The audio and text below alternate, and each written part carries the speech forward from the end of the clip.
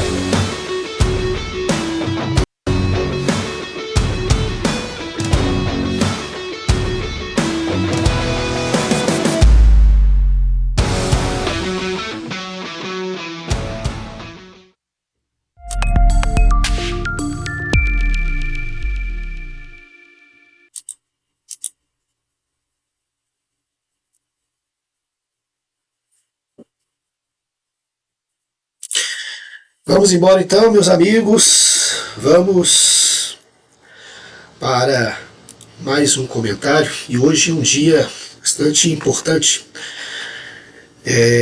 Hoje, 19 de agosto de 2026, Flamengo e Cruzeiro vão entrar em campo logo mais às 21h30 para decidir quem passa às quartas de finais, as quartas de final da Libertadores da América 2026. Nós vamos ter aí um encontro, segundo encontro, né, de gigantes. Semana passada tivemos o primeiro jogo, onde Cruzeiro e Flamengo ficaram no 1-1 no Mineirão, aquele golaço do Arroio, e o Paquetá descontando pelo Flamengo depois de um rebote ali, a bola pegando no travessão. E agora o jogo de volta. A imprensa do Rio de Janeiro, como é já de praxe, mas só com o Cruzeiro não, eles fazem isso em geral, aliás, não só do Rio, mas do eixo Rio, São Paulo, já estão se colocando nas quartas de final. Isso também pode servir de motivação ainda maior para os jogadores, né? Tem que ser mostrado a eles. O jogo, como eu disse, jogo de volta, quem vencer passa. Caso de um novo empate, qualquer placar, a decisão será nos pênaltis. Aliás, ontem tivemos também, né, Fluminense passando, só fazendo um adendo aqui, o Cruzeiro passando pelo Rivadavia e com o Fábio, 45 anos, pegando 2 pênaltis e decidindo no último lance, né, no último pênalti, a classificação para o Fluminense. Fábio continua sendo, né, diferenciado demais o goleiro. Bom, a gente vai trazer aqui provável escalação. Evidentemente que é a provável escalação e tudo pode acontecer, né? O Arthur Jorge pode modificar isso aí, né? Mas é o que está se esperando para o Cruzeiro iniciar a partida hoje diante do Flamengo, né? Otávio, que renovou o contrato, né? Aliás, a multa rescisória do Otávio agora é milionária, né? 100 milhões para qualquer clube europeu tirar o Otávio super valorizado e com todo o merecimento, né? Fagner, Fabrício Bruno, Jonathan Jesus, a zaga titular, né? Com o Gabriel Rojas voltando aí à lateral esquerda. Alguns aí estão comentando, né? E querendo que, alguns pedindo aí que seja mantido o Vidalba na lateral esquerda. Eu acho que o Rojas é um jogador importante na saída de bola e o Vidalba tem a sua importância mais defensor. Apesar que o Vidalba também é um jogador que vem mostrando também, né, versatilidade na questão do ataque. Mas eu acho que o Arthur Jorge deve entrar com o Rojas, que é o titular da posição, inclusive, né? É o lateral esquerdo titular hoje do Cruzeiro, depois da saída do Kaique. Lucas Romero, Gerson, Matheus Pereira fecham ali aquele triângulo ali no meio de campo, né? Muita qualidade. A gente colocou aqui o Gerson como o melhor em campo no último partido, não é à toa. Chutar 1, 2, 3 em cima dele, é difícil tomar a bola do homem. Tá jogando muito. Eu repito mais uma vez, se não fosse pela política da CBF, o Gerson teria ido para a Copa do Mundo. Mas infelizmente, nem sempre qualidade é o principal, né? Na seleção brasileira, pelo menos. Wesley, Kenny Arroyo e Caio Jorge completam os 11 que devem ir a campo hoje contra o Flamengo. Essa é uma provável escalação e a gente olha sempre. Se Matheus Pereira, Gerson e Caio Jorge estiverem no dia deles hoje, o Cruzeiro passa. O Cruzeiro passa. São os grandes pilares aí desse time. Mas é claro que um time não se faz só dos pilares, ele faz dos 11 jogadores.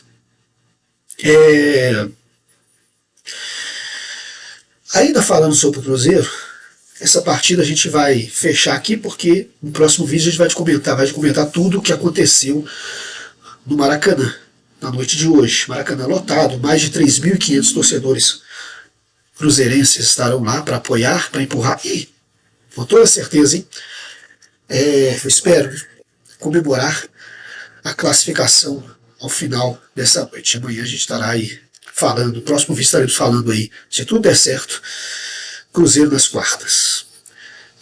Sem exagero nenhum, sem querer adivinhar resultado, é o que a gente espera. Futebol é jogado dentro de campo, das quatro linhas, né? Vamos ver o que acontece hoje. Foi anunciado, continuando aqui sobre o Cruzeiro, foi anunciado o árbitro para o primeiro clássico das quartas de final da Copa do Brasil contra o Atlético. E não é que é ele de novo? Não é que é ele de novo? Flávio Rodrigues de Souza. Flávio Rodrigues de Souza foi anunciado como o árbitro do primeiro jogo das quartas de final da Copa do Brasil. Ano passado, nas semifinais, a gente teve o Daronco, que fez aquela lambança, para não dizer outro nome, no primeiro jogo, gol de mão, do Memphis Demão. Mas o Flávio Rodrigues, ele já tem um histórico negativo pra caramba junto ao Cruzeiro. O Flávio Rodrigues de Souza, ele esteve envolvido tanto em partidas contra o Cruzeiro, que é difícil até de entender como a diretoria até agora não se manifestou. A diretoria, que inclusive está no Rio, a gente viu ontem a chegada da delegação ao hotel do Rio de Janeiro, onde vai ficar hospedada a delegação. Estava lá o Pedro Lourenço, estava lá o Pedro Júnior, mas isso não impede, inclusive estão no Rio de Janeiro, se vocês quiserem até fazer um presencial, né? Apesar que eu considero sempre que a sede da CBF deveria sair do Rio e ir para outro lugar que não seja eixo Rio-São Paulo, não precisa nem vir para Minas, vai para Brasília, por exemplo, acho que deveria ser em Brasília, mas enfim, já que estão lá, estão próximos, que eles pudessem fazer, né, uma visitinha, né, presencial e exigirem a retirada do Flávio Rodrigues de Souza. O Flávio Rodrigues de Souza é aquele árbitro, senhoras e senhores, que esteve por trás daquele jogo que o Cruzeiro ganhou contra o Internacional lá, mas foi mérito do time, ele de nada tem a ver com isso, mas ele prejudicou demais o Cruzeiro. Primeiro foi aquele lance do PEC, que até aí, ok, ele foi lá e expulsou o jogador do Inter. Aí a justiça fez a lambança depois, né? Mas ele deu 6 cartões amarelos naquela partida contra os jogadores do Cruzeiro, absolutamente questionáveis. Praticamente todos os 6 cartões questionáveis. Não aplicou o mesmo critério contra o Inter, e ele faz isso todos os jogos do Cruzeiro. Contra o Flamengo, desse mesmo ano, naquela derrota do Cruzeiro, 2-0 para o Flamengo no Maracanã, ele aplicou também amarelos a Matheus Pereira e Gerson. Naquela partida seria o terceiro cartão deles, e para tirá-los de jogos na frente, e não aplicando o mesmo critério contra jogadores do Flamengo. Ele inclusive foi chamado, teve que ser chamado no VAR, quando ele expulsou o Matheus Henrique. Naquela partida ele chegou a expulsar o Matheus Henrique e teve que voltar atrás porque o VAR o chamou e ele teve que obrigatoriamente retirar o cartão vermelho do Matheus Henrique. Ele tinha aplicado assim, de forma contundente num lance que jamais mereceria o Matheus Henrique um cartão vermelho. Contra o Atlético Mineiro, do Brasileirão do ano passado, ele foi responsável daquela lambança. Primeiro que ele teria que ter expulsado o Júnior Alonso, que entrou no meio de campo uma falta violenta contra o jogador do Cruzeiro, e depois um pênalti claríssimo do Lianco sobre o Fabrício Bruno. Um agarrão dentro da área. Aliás, foram 2 agarrões. Aquele jogo lá que teve 2 agarrões ao mesmo tempo dentro da grande área. Um contra o Fabrício Bruno e o outro, se não me engano, salvo engano aqui, foi contra o Christian. E ele não marcou nem nada, nem ao menos foi chamado do VAR, nem ao menos procurou uma informação do VAR no lance. É esse mesmo Flávio. Contra o Bahia, do Brasileirão de 2024, ele anulou um gol legítimo do Caio Jorge, no jogo Cruzeiro 1, Bahia 1 aqui no Mineirão. Um gol legítimo do Caio Jorge foi lá e anulou esse gol também, sem ao menos procurar também a informação do VAR. Aliás, ele foi chamado no monitor do VAR e assinalou uma interferência passiva do zagueiro Vidalba no lance. Coisa absurda, não tinha nada disso. Então, o histórico recente do senhor Flávio Rodrigues de Souza já o atesta a não, de forma alguma, apitar mais nenhuma partida do Cruzeiro. Muito menos, o que é pior, o que é mais grave, um jogo decisivo de quarta de final de Copa do Brasil. Lamentável, mais uma vez, e a diretoria do Cruzeiro, que deve sempre se manifestar. Na minha opinião, buscar chegar até a CBF, seja de qual forma, de qual meio for, mas já que está lá, presencialmente, vai lá e exige a retirada desse senhor, dessa criatura aí, no apito da partida contra o Atlético na próxima semana, quando vai acontecer o primeiro jogo, o jogo de ida das quartas de final da Copa do Brasil. Então, tinha que ser feito isso aí. A gente vai trazer hoje, no comentário de hoje, alguns números que vão mostrar, mudando completamente de assunto. A gente já finalizou aqui sobre o jogo contra o Flamengo, um pouquinho que a gente vai ver, e também esse momento aí de repercussão da escalação do árbitro Flávio Rodrigues de Souza. Ele mesmo. A gente vai passar para outro assunto, que é sobre a evolução do Cruzeiro de uns anos para cá. O que mudou?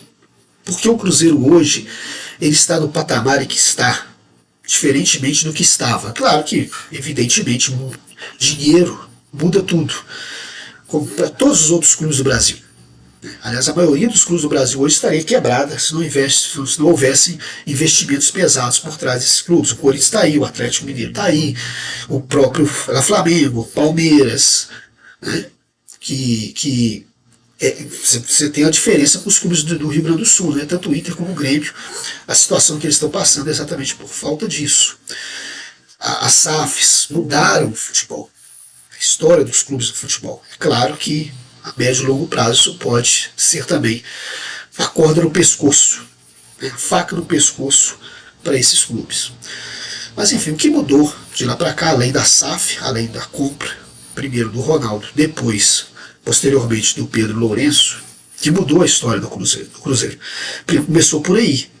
Mas a gente vai analisar uma evolução que aconteceu do desempenho, do rendimento do Cruzeiro durante esses anos que se passaram, todos esses anos, aí, esse período, e a gente mostra em números aqui. A gente trouxe as informações para você ter uma ideia aí da mudança. O Arthur Jorge, por exemplo, ele tem um desempenho, porcentagem de desempenho de 66,6% atualmente no Cruzeiro. Ele dirige o clube desde março, mais ou menos 5 meses na direção. E ele, como a gente já falou várias vezes, ele pegou o clube lá embaixo. Ele pegou o clube na zona de rebaixamento, não somente, mas também na lanterna absoluta do campeonato. E hoje o Cruzeiro está no G5.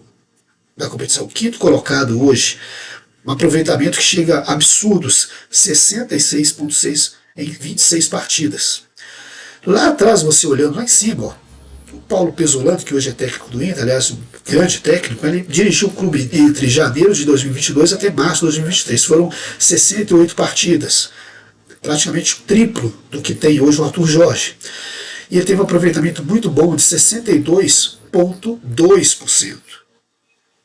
Né? E aí nós tivemos no meio do caminho aí Pepa, Zé Ricardo, Paulo Autuori, Arcamon, Fernando Seabra, depois o xará dele, o Diniz, o Judas e depois o senhor Adenor. E aí a gente vai vendo aí as mudanças, né? Vão se mantendo mais ou menos 41, 36, 55. E a gente tem que analisar, não são só os números que a gente analisa dessa forma aí. A gente tem que analisar como é que foi o contexto. O Arthur Jorge está disputando, ao mesmo tempo, o principal campeonato do país, o segundo maior, assim, a primeira Copa, a maior Copa do país, né, e o segundo torneio mais importante, né, competição mais segunda competição mais importante, e ainda disputa a competição mais importante da América Latina, ou das Américas, que é a Libertadores. E aí, se a gente for olhar o contexto, né, olhando os treinadores, olha aí para você ver. Aí muda um pouquinho. Né? Tivemos aí, por exemplo, Tite. Ele dirigiu quem? Cruzeiro. No Mineiro e no Brasileirão. Olha no Brasileirão aí, por exemplo. Nenhuma vitória. Foram 8 jogos, 4 empates e nenhuma vitória. Né?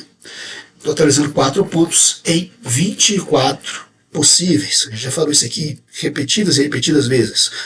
O Fernando Diniz, olha que ele teve os campeonatos aí, dirigiu, e a média dele também é baixíssima, porque ele conquistou apenas no Brasileirão em 2024 2 vitórias, no período que ele esteve no Cruzeiro, na Sul-Americana apenas 1 vitória e também 1 vitória no Mineiro, baixíssima, 35%, que a gente estava vendo aqui agora há pouco.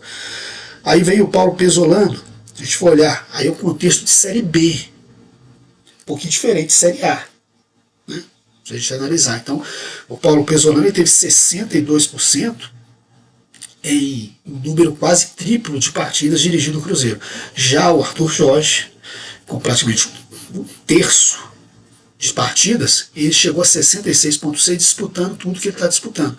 Acabei de citar aqui, Brasileirão, Copa do Brasil, ele está no quinto lugar no Brasileirão, atualmente, ele está numa quarta de final de Copa do Brasil e está no oitavo de final de Libertadores, jogo decisivo hoje.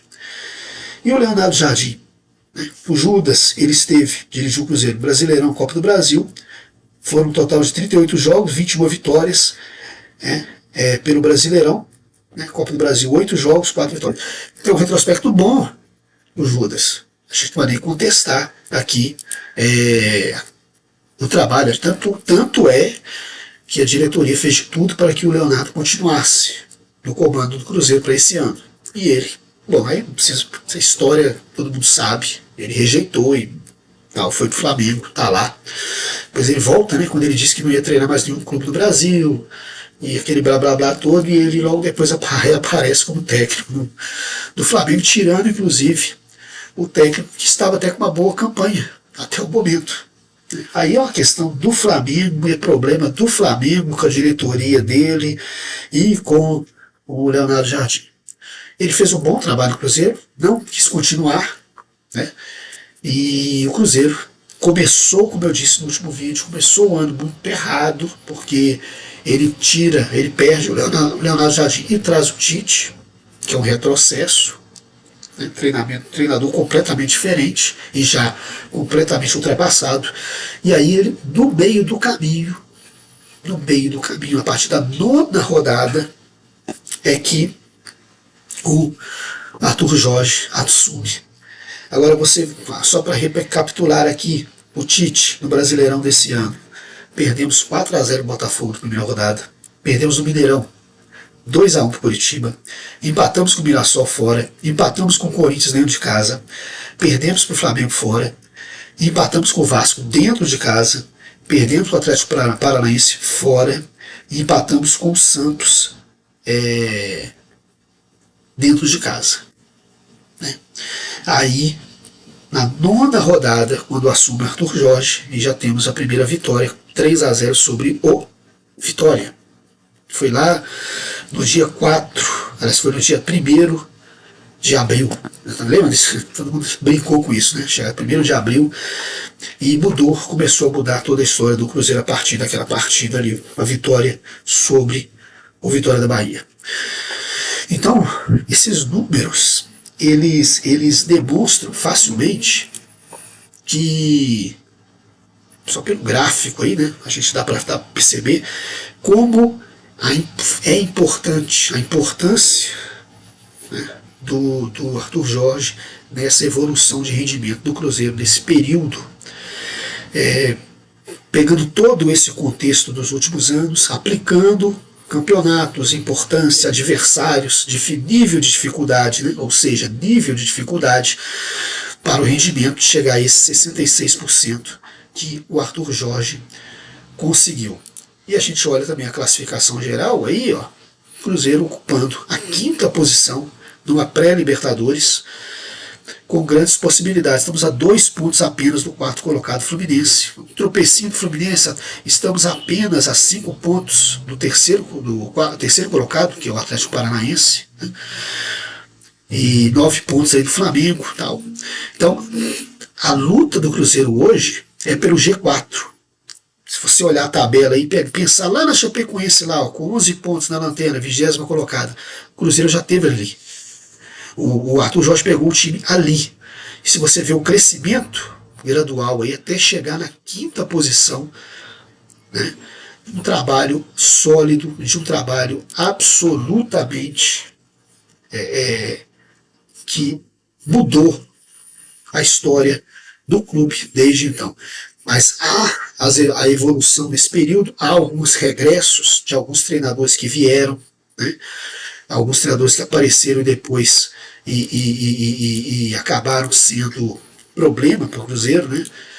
Nós tivemos aí nesse período aí o Tite, nós tivemos antes dele o Fernando Diniz, nós tivemos também o Pepa, o Zé Ricardo. Foram erros no percurso e por isso esse gráfico dá essa mudada, porque há uma diminuição, há erros de contratação. Hoje o Cruzeiro não só trouxe um técnico de qualidade para comandar o time, como também o Cruzeiro trouxe, a partir de então, jogadores específicos, jogadores de qualidade para jogar no elenco. O que não estava acontecendo. Você precisa ter uma ideia aí, né, mais recente. Nós temos aí o Chico da Costa como um grande exemplo. Ele foi indicado por quem? Pelo Tite. A cabeça e a qualidade, né, é que determinam o que vai ser, né? A questão do gerenciamento. Gerenciamento é tudo dentro de um clube, dentro de um planejamento para uma temporada. E a gente espera que, com todas as lições que a gente vê nesses gráficos, nesses números, nesse contexto dos últimos anos, que o Cruzeiro aprenda a lição, a diretoria aprenda a lição e, a partir final dessa temporada para a próxima temporada, não cometa os mesmos erros. Continue nesse caminho, porque esse caminho agora, com o Arthur Jorge, como eu fiz um vídeo especial lá atrás falando sobre isso, é o caminho certo. Muito bem, vamos falar de italiano agora.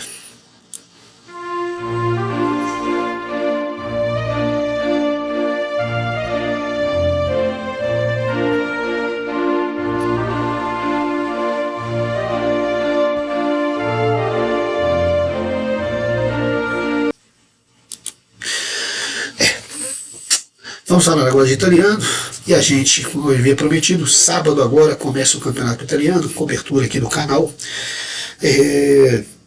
Hoje a gente vai falar, vamos ter 2 sessões de vídeo, hoje e na sexta-feira, antes do início do campeonato italiano. A gente vai falar hoje sobre as fases, as 4 fases do campeonato italiano, desde sua gênese, lá no finalzinho do século XIX, né, até agora, o período atual.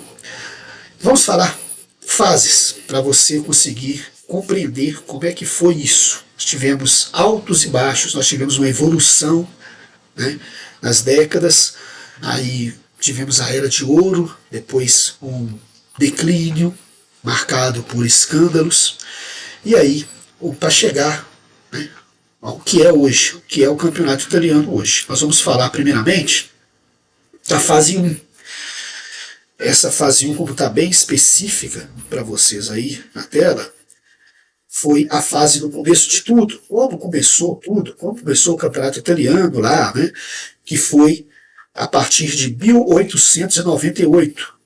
E esse primeiro período de 1898 até 1929 foi um início amador e regional. O primeiro campeonato de 1898 durou apenas um dia e teve a participação de 4 equipes apenas.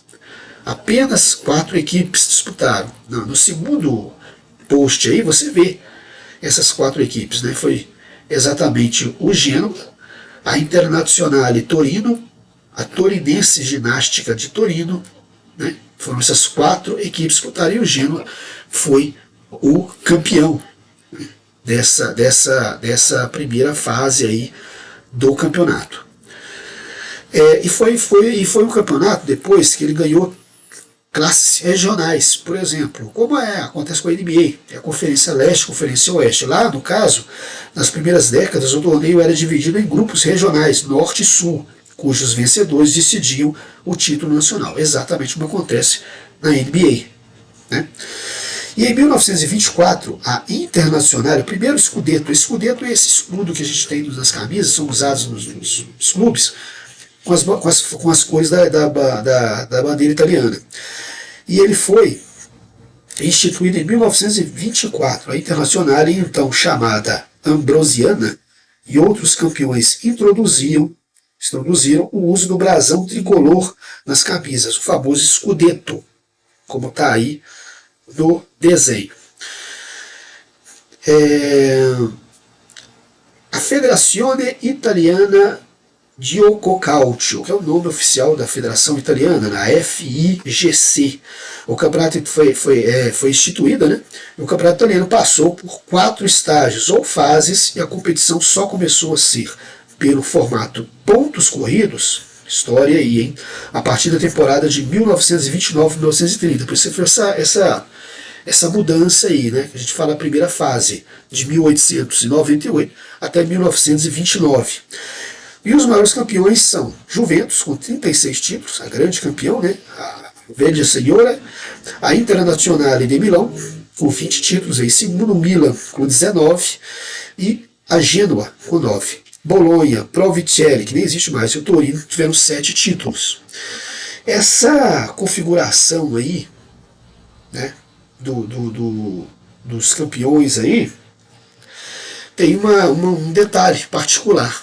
Quando esses times ganham 10 títulos, ele ganha uma estrela. Né?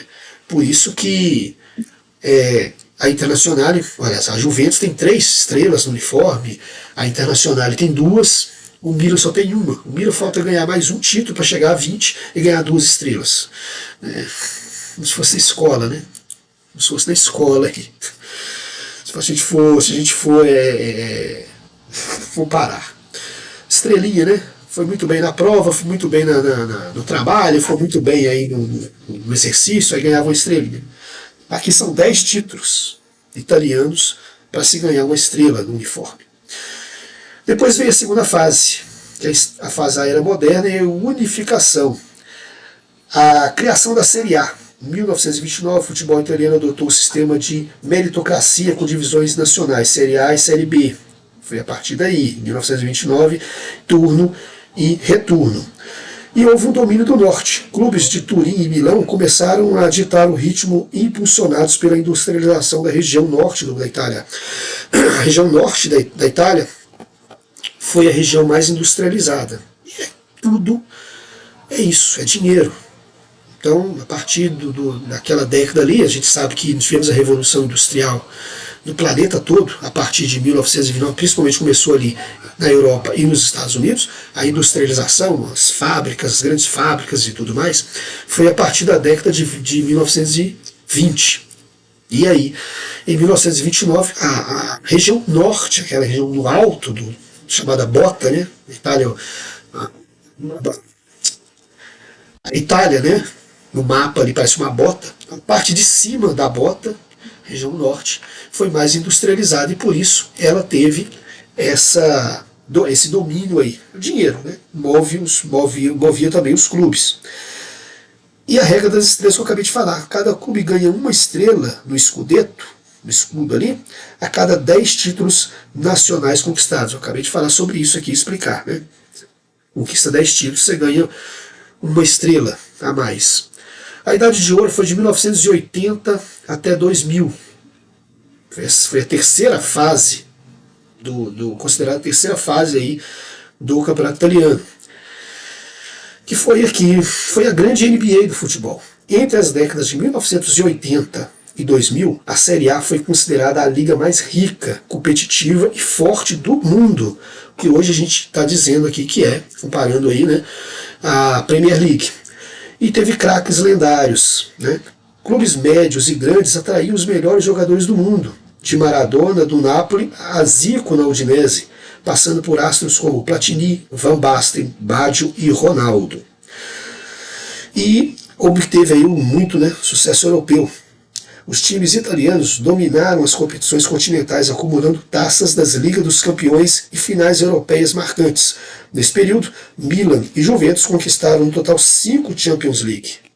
Veja bem, uma coisa leva a outra. O que aconteceu, eu estava dando o exemplo do Cruzeiro aqui, né? Não adianta, gente. É dinheiro, é investimento. Não há como um clube se manter, o clube conseguir campeonatos e se manter, porque premiações, bilheteria, tudo isso conta para o clube. A gente estava falando no último vídeo sobre a decadência do futebol italiano, exatamente por isso os estádios que estão ultrapassados, agora estão lutando para conseguir pelo menos 5 estádios para a próxima Eurocopa, porque a ideia da UEFA é que tenhamos Turquia e Itália como sedes, e a Itália está correndo contra o tempo, porque senão vai ficar só a Turquia, porque a Turquia já está pronta para a Copa. Essa Eurocopa, né, de 2028. A Itália está correndo aí contra o tempo para conseguir colocar isso, né, sair do papel e ir para a prática, né, os estádios mais modernos e tudo mais. Então, tudo gira em torno do futebol, assim como eu dei um exemplo agora há pouco do Cruzeiro, né? E aí veio a terceira fase. E a terceira fase foi a pior fase, foi exatamente a fase que nós estamos passando, começando por esse escândalo mundial aí, ó, protagonizada por esse senhor que está aparecendo aí, ó. Essa fase foi conhecida como o Calciopoli. O que é Calciopoli? Deve estar se perguntando aí, o que é Calciopoli, Jailson? O Calciopoli, a palavra é uma junção de cálcio, que é termo italiano para futebol, e o sufixo poli, derivado do grego polis, que significa cidade. A imprensa italiana batizou o caso assim, fazendo uma analogia direta com Tangepoli, a cidade dos subornos, expressão usada nos anos 90 para definir a enorme rede de corrupção política descoberta pela operação, aí foi famosa, Manipulit, Mãos Limpas. Lembra disso? Você se lembra dessa fase, né, da Operação Mãos Limpas, que deflagrou aí várias campanhas, escutas telefônicas e tudo mais, chegaram a esse senhor aí, ó. Vamos falar um pouquinho disso aqui, ó.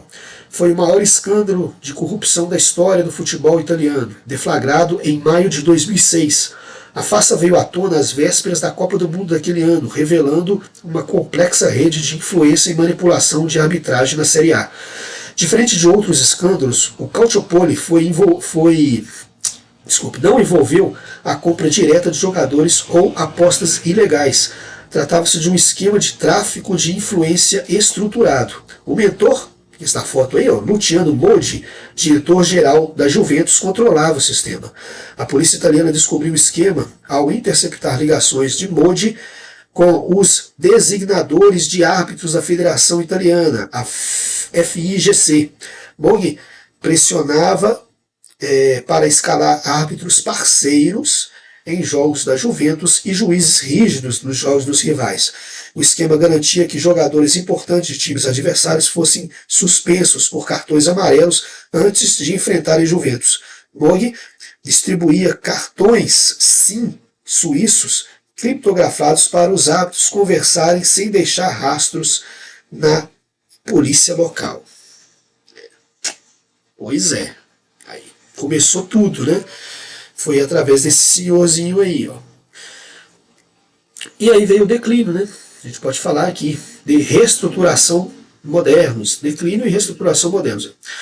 Perda de espaço. No meio da década de 2000, problemas de gestão, estádios defasados, que a gente já conversou sobre isso, o escândalo de manipulação de resultados, conhecido como Calciopoli, acabamos de falar, em 2006 derrubaram o prestígio financeiro da liga para rivais como a Premier League inglesa, que hoje é a maior.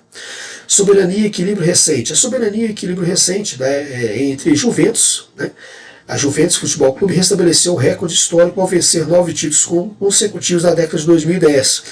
E no cenário atual, tornou-se muito mais equilibrado, com conquistas alternadas de Inter, Milan e também Napoli. É apenas uma informação adendo aqui, porque a gente estava falando sobre toda aquela hegemonia do futebol italiano, né?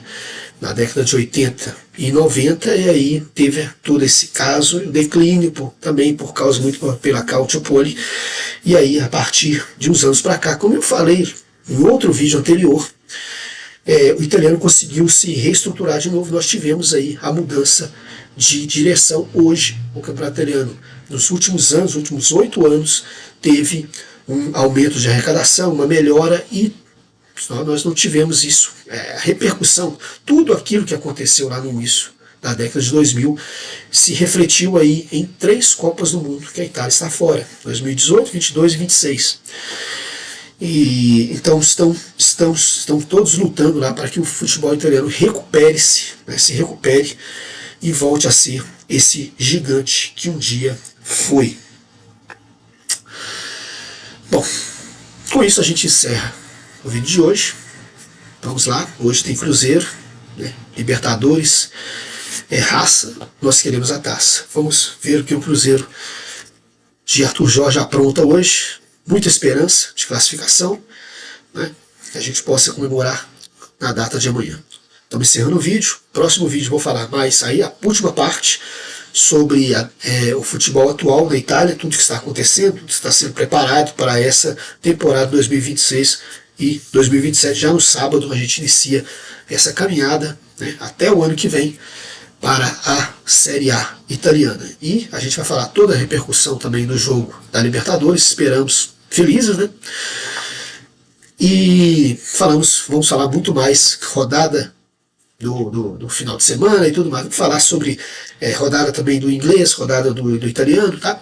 No próximo vídeo, então, a gente vai se encontrar. Agradecendo mais uma vez a companhia, deixe seu like, compartilhe, né? Ative o sininho das notificações. E se você ainda não é inscrito no canal, a gente pede sempre, se inscreva, que dá uma força aqui para o canal continuar. Bom, muito bem. Um grande abraço para todo mundo, muito obrigado mais uma vez. E até o próximo vídeo. Um abraço, valeu galera. Tchau, tchau.